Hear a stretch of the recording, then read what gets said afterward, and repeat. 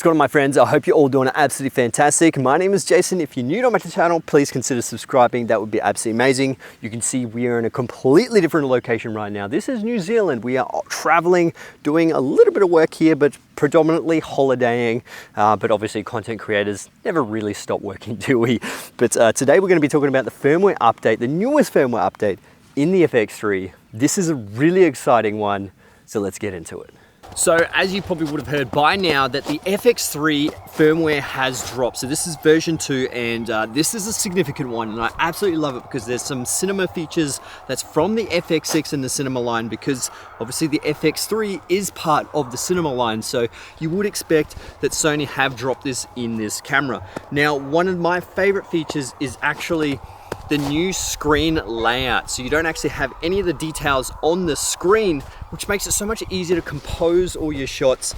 And yeah, you're just not, don't have a whole bunch of information on the screen that's sort of, getting in your way, and you're trying to compose a shot, and it's just great. It's a great layout and you're gonna love it too. And one of the cooler features, and for the younger generation, is all you need to do is swipe up and you can get the small function menu right there. So instead of just pressing the button to try and get that little small function menu, you just swipe up on the screen and it brings up a new menu.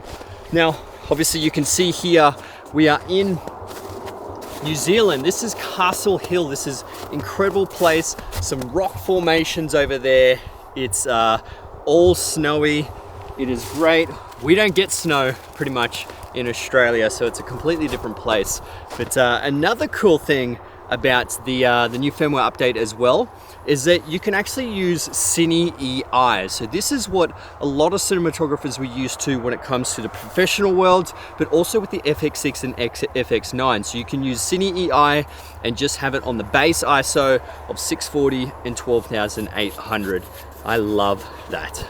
So when it comes to the Cine EI mode, now there are 3 different modes that you can actually choose from. There's flexible ISO, there is Cine EI Quick, and regular Cine EI. Now the regular Cine EI is what you get in the FX6 and the FX9, which is a phenomenal thing, and that's pretty much what I work with when it comes to those features, because you work off your base ISO and an increase from that. So it really depends on how you actually want to be working through this. If you don't want to be shooting in that one, you can just turn it off and you can actually go through the old menu as well. So when the old menu has that picture profile settings, you can still go through those picture profiles.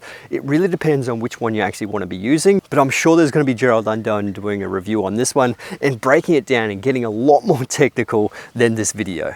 So that main screen menu isn't the only menu that's actually changed. There is another custom menu. There's actually 2 custom menus in the main menu. So all you got to do is jump into the main menu and you go all the way to the top, and you can actually see it's a really nice quick menu. This is a really good system because it's actually very similar to what you see on the FX6, how you have a quick menu and then you have your main menu that you generally have with the new Sony cameras. So this is a really cool feature. It's just a whole bunch of information that you will actually need and access it just a lot easier. And that's just gonna help your workflow overall when it comes to professional workflow, and especially like wedding videographers and people who just need to film very quick, change things very quick. This is going to be really great for you guys. Now, when it comes to that Cine EI mode, it is very similar to the FX6, but you can have Cine EI Quick, or you can have regular Cine EI, or just regular S-Log3 S-Gamut3.Cine. So that is cool. There's a whole bunch of different things that you can actually have there. And the great thing is, on top of that, you can customize 16 different LUTs that you can put on top. A whole bunch of different customizations. So if you do have different presets that you actually want to load into the camera, you absolutely can do that. And obviously if there's different situations like really dark and moody or really bright and vibrant shoots that you're doing, it can suit those kind of workflows, because obviously real estate stuff is quite high, bright, high key sort of work. Whereas if you've got short films and narrative filmmaking, they're generally low key. It depends on what kind of mood you're going for. But loading those LUTs in can actually give you an overall idea of how to expose the shot, because exposure is a lot more complicated than it used to be.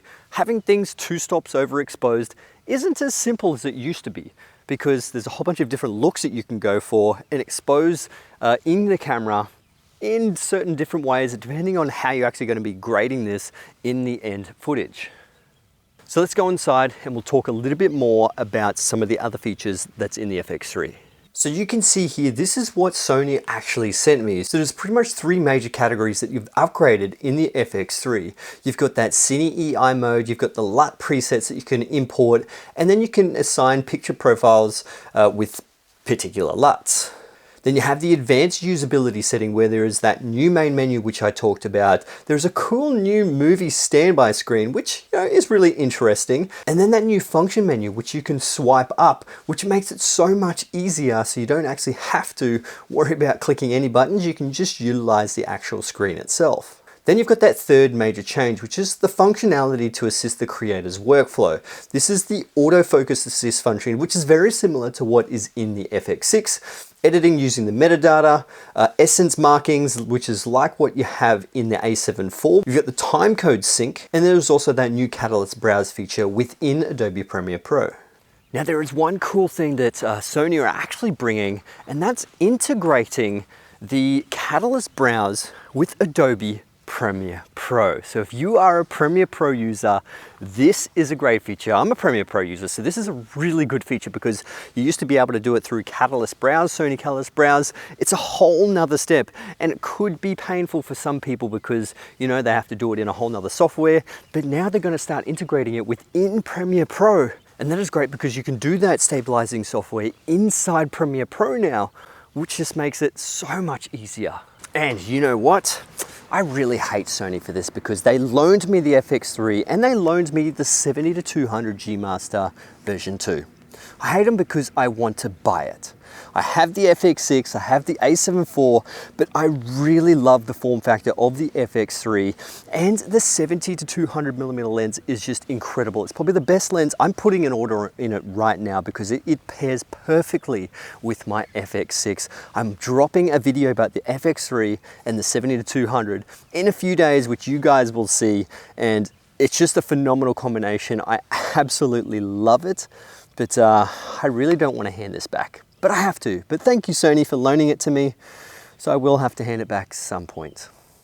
Now, overall, this is a very significant upgrade for the FX3. That's really refreshed this camera, and it absolutely deserves that Cine line. This thing is an absolute beast, and like I said, I really want to put my order in for one of these because this would pair absolutely perfect with my FX6. And sometimes it's even better than the FX6 because there are so many different circumstances where the FX6 literally is just too big.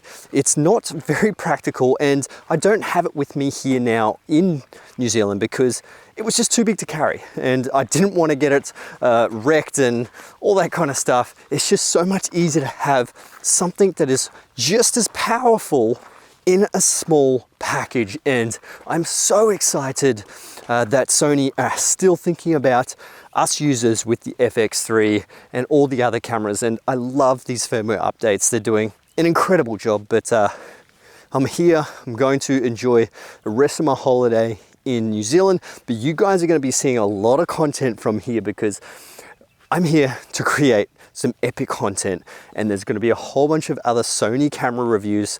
I'm doing the A1, I'm doing the 400 G Master 2.8, doing the 70-200, I'm doing the ZV-E10 with a whole bunch of other lenses as well, the 11mm lens. Whoo, that is a sweet lens, but it's starting to rain, so I need to get back inside. Just wanted to come out for a little bit of walk and sign off. So thanks for watching, guys. Hope you enjoyed this video. If you did, give it a thumbs up. That'd be absolutely amazing. Subscribe to my channel if you haven't already, and check me out on Instagram because I'm going to be doing a whole bunch of updates on Instagram on this trip. I'll see you guys in the next one. All right, let's get it.